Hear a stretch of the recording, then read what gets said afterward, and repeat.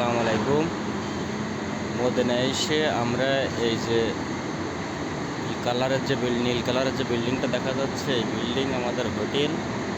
আর এখান থেকে এই হচ্ছে রাস্তা মদিনার, বা রাস্তা পারে মদিনার মসজিদুল নববী এর আসরের নামাজ পড়তে যাচ্ছি। হযরত মুহাম্মদ সাল্লাল্লাহু আলাইহি ওয়াসাল্লাম এখানে নামাজ পড়তেন এবং খুতবা দিতেন।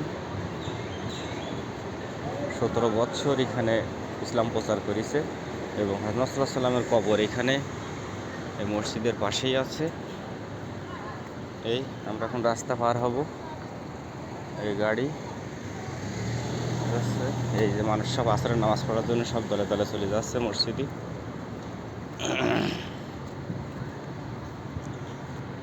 এই সব হোটেল, সব 5 স্টার হোটেল।